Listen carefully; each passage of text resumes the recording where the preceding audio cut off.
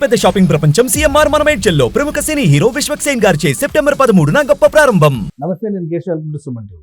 ఆంధ్రప్రదేశ్లో శరవేగంగా ఉపశమన చర్యలు వరద బాధిత ప్రాంతాల్లో జరుగుతున్నాయి. పగలు రాత్రి తేడా లేకుండా మంత్రులు కూడా ఆయా ప్రాంతాల్లో పర్యటనలు చేస్తున్నారు. అలానే బాధితులకు అందుతున్నటువంటి సాయం పైన ఆరాధిస్తున్నారు. బాధితులకు అందించేటువంటి సాయంలో ఏమైనా తేడాలు వస్తే నేరుగా తనకే కంప్లైంట్ చేయాలని ముఖ్యమంత్రి చంద్రబాబు నాయుడే ప్రజలందరికీ కూడా సూచన చేశారు. మరోవైపు ఉప ముఖ్యమంత్రి పవన్ కళ్యాణ్ కాకినాడ పైన ఫోకస్ పెట్టారు. కాకినాడ పరిసర ప్రాంతాల్లో ఏలేరు నది పొంగుతున్నటువంటి పరిస్థితి, అలానే ఆ పరిసర ప్రాంతాల్లో వర్ష తీవ్రత కూడా అధికంగా ఉండడం, మరొక 4 రోజుల పాటు ఏపీలో ఉన్నటువంటి ఉత్తర కోస్తా ప్రాంతం మొత్తానికి కూడా భారీ వర్ష సూచన ఉండడంతో పవన్ కళ్యాణ్ నేరుగా సమీక్షలు చేపడుతున్నారు. ఆయన ప్రకటించినటువంటి సాయాన్ని అందించేందుకు కావాల్సినటువంటి ఏర్పాట్లు కూడా చేస్తున్నారు. కాకినాడ జిల్లా పర్యటనలో పవన్ కళ్యాణ్ ప్రణాళిక ఏ విధంగా ఉండబోతుంది? ఈ అంశాన్ని విశ్లేషించేటువంటి ప్రయత్నం చేద్దాం. మనతో పాటు చంద్ర శ్రీనివాస్ గారు, పొలిటికల్ అనలిస్ట్ ఉన్నారు. చంద్ర శ్రీనివాస్ గారు నమస్కారం. నమస్కారం కేశవ్. పవన్ కళ్యాణ్ గారు ఇప్పుడు విజయవాడ పరిసర ప్రాంతాలు కొంత తేరుకుంటున్నాయి అనుకున్న టైంలో మొత్తం ఉత్తరాంధ్ర దగ్గర నుంచి కృష్ణా బెల్ట్ వరకు 6 జిల్లాల పరిధిలో భారీ వర్ష సూచన, అత్యంత భారీ వర్షాలు కూడా అవకాశం ఉందంట. మరోవైపు వాగులు వంకలు పొంగి పొరులుతున్నాయి. కీలకమైన ప్రాజెక్టులన్నీ కూడా పూర్తి స్థాయి నీటి మట్టాలతో ఉన్నాయి. పవన్ కళ్యాణ్ గారు కాకినాడలో మకాం వేస్తున్నారు. ఏంటి అసలు ఆయన ప్రణాళిక ఏంటి? ఏ విధమైనటువంటి చర్యలు తీసుకోబోతున్నారు? డెఫినెట్గా అండి. సీఎం గారేమో విజయవాడ పూర్తిగా బుడమేరు మరమ్మతులు కంప్లీట్గా నిమ్మల రామానాయుడు ఆధ్వర్యంలో అక్కడ అధికారులు సైన్యం ఆధ్వర్యంలో దగ్గరుండి మీరు అన్నట్టు 24 hours మానిటరింగ్ చేస్తున్నారు. ఎక్కడైనా సహాయ చర్యలు ఏమన్నా ఇబ్బంది జరిగితే డైరెక్ట్గా ఫోన్ చేయమంటున్నాడు. ఒక చిన్నపిల్లలాగా ఆయన పాపం 74 సంవత్సరాల వయసులో ఫీల్డ్లో వెళ్తున్నాడు. ఎప్పటికప్పుడు వచ్చిన డొనేట్ చేసే వాళ్ళందరినీ తీసుకోవటం, కార్యక్షేత్రంలో అధికారులు పంపించడం, రివ్యూ చేసుకుంటూ ఉన్నారు. ఒకవైపు డిప్యూటీ సీఎంగా గతంలో 5 డిప్యూటీ సీఎంలు ఉన్నారు. ఎందుకు ఇచ్చారో వాళ్ళ క్షేత్రంలో అసలు వాళ్ళ రూల్స్ ఏంటో వాళ్ళ విధులు ఏంటో కూడా తెలియదు. ఒక డిప్యూటీ సీఎంఏ ఒకే ఒక్కడు క్షేత్రస్థాయిలో వచ్చాడంటే ఆయన తన దగ్గర ఉన్న డబ్బులను డొనేట్ చేయడము, లేకపోతే వాళ్ళ యొక్క క్యాడర్ని మీరు సహాయ చర్యలో పాల్గొనడము, పిలుపు ఆయన ఒకసారి పిలిపిస్తే మనం చూసాం. బుడమేరు వరదల్లో కృష్ణానదిలో మనిషి లోతు నీరులో కూడా వెళ్ళి సహాయం చేయడం, అదే ఆయనకున్న బలం. మీరు మొన్న అన్నట్టుగా ఆయన ప్రకటించే తెలంగాణ ₹1 ఆంధ్ర ₹1 ప్రకటించడం పాటు ఈరోజు 4 కోట్ల రూపాయల పంచాయతీలకి 400 పంచాయతీలకి ఇస్తున్నాడు. ఆ పని క్షేత్రస్థాయిలో కూటమి అభ్యర్థులు ఇచ్చేస్తున్నారు డైరెక్ట్గా సర్పంచ్కి. ఇకపోతే ఆయన ఉదయం మదాపూర్ నుంచి 8:30కి బయలుదేరి బేగంపేట ఎయిర్పోర్ట్ నుంచి డైరెక్ట్గా ఇప్పుడు రాజమండ్రి దిగి అక్కడి నుంచి కాకినాడ అంటే 11:30కి ఇప్పుడు రివ్యూ మీటింగ్ స్టార్ట్ అవబోతుంది. ఏలేరు మీరు అన్నట్టు ఏలేరు పొంగిపోతుంది. కాకినాడ పరిసర ప్రాంతాల్లోతో పాటుగా ఆ 5 జిల్లాల దాని ప్రభావం ఏంటి, దాంట్లో ఇరిగేషన్ శాఖ కావచ్చు, తర్వాత రెవెన్యూ, వ్యవసాయము, పోలీస్ డిపార్ట్మెంటు, వైద్యం అందరినీ అలర్ట్ చేయటం భాగంగా కాకినాడ కలెక్టరేట్ ఆఫీసులో రివ్యూ జరుగుతుంది.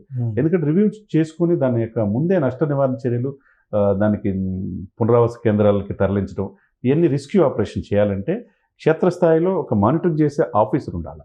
ఇప్పుడు ఎడిదిరి కృష్ణ మొత్తం ఈ వరదలు బుడమేరు, ఈ గుంటూరు కృష్ణ ఈయన చూసుకుంటున్నాడు. ఇప్పుడు ఈస్ట్ వెస్ట్ గోదావరి జిల్లాలో కీలకమైన ఏలేరు నదీ పరివాహ ప్రాంతాల్లో ఏ విధంగా చర్యలు తీసుకోవాలి, ఈ వరద నుంచి ఏ విధంగా ప్రజలు రక్షించాలనేది అన్ని శాఖల అధికారులతో రివ్యూ చేస్తున్నాడు. సో ఇప్పుడున్న పరిస్థితిలో బుడమేరు ఇవన్నీ కూడా కట్టల బలోపేతం చేసేటువంటి పనిలో ఉన్నారు.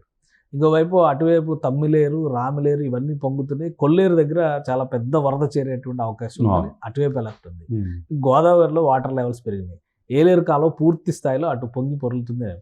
ఉత్తరాంధ్రలో నాగావళి నది దగ్గర నుంచి అన్ని నదులు పూర్తి స్థాయి నీటి మట్టాలతో ఉన్నాయి, జలకలతో ఉట్టిపడతా ఉన్నాయి. ఒకవైపు భయం అనేది కూడా ప్రజలకు ఉంది. అది ఎక్కువ లిమిట్స్ దాటి వెళ్ళిపోతే గ్రామాల ముంపికి గురవుతాయి. దానికి మనం బుడమేరు ఉదాహరణగా మనం చెప్పుకోవచ్చు. కాకపోతే అటువంటి గండ్లు పూర్తి చేయకపోవటం వల్ల గత ప్రభుత్వాల నిర్లక్ష్యం కావచ్చు, గత పాలకుల నిర్లక్ష్యం కావచ్చు, ఏదేమైనా కానీ ప్రజలకు నష్టం జరిగిపోయింది.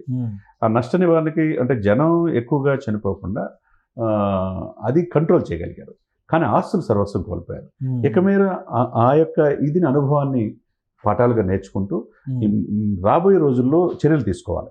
క్షేత్రస్థాయిలో అన్ని శాఖలను సమన్వయం చేసుకుంటేనే దీన్ని ఓవర్కమ్ అవ్వాలి.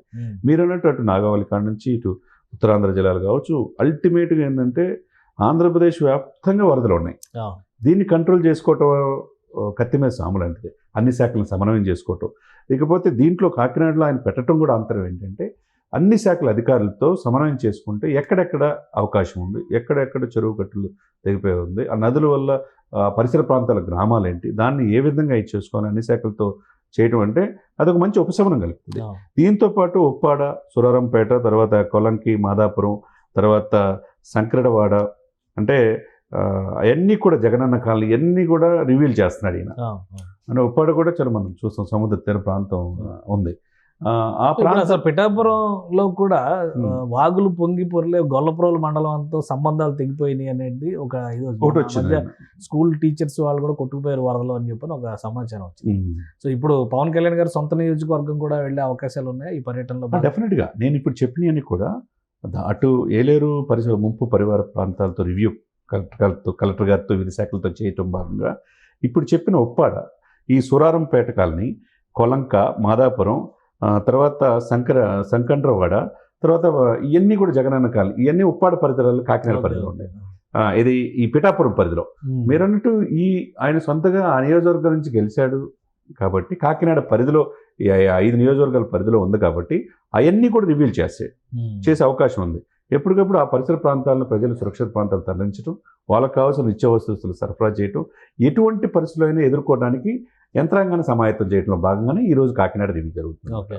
ఈ రిలీఫ్ మెజర్స్ కూడా ఇప్పుడు రాష్ట్ర వ్యాప్తంగా జరుగుతున్న రిలీఫ్ మెజర్స్ ఒకవైపు, మళ్ళీ వాతావరణం చాలా హై అలర్ట్లో ఉంది. ఇంకా 3-4 రోజుల పాటు అత్యంత భారీ వర్షాలు పడేటువంటి అవకాశం కూడా అవును చెప్తున్నా. కోస్టల్ ఆంధ్రాకి కనిపిస్తుంది. సో ప్రభుత్వం పూర్తి స్థాయిలో ఈ మీటింగ్ల తర్వాత సన్నద్ధం అయినట్టుగా చూడాలి. అంతే కదండి. ఇప్పుడు ప్రభుత్వానికి కంటి మీద కునుకు లేకుండా అటువైపు ముఖ్యమంత్రి గారు కావచ్చు, అధికార యంత్రాంగం, మంత్రులు కూడా అందరూ మంత్రులు కావచ్చు ఫీల్డ్ వెళ్ళిపోతున్నారు, ఎమ్మెల్యేలు కూడా క్షేత్రస్థాయి వెళ్ళిపోతున్నారు.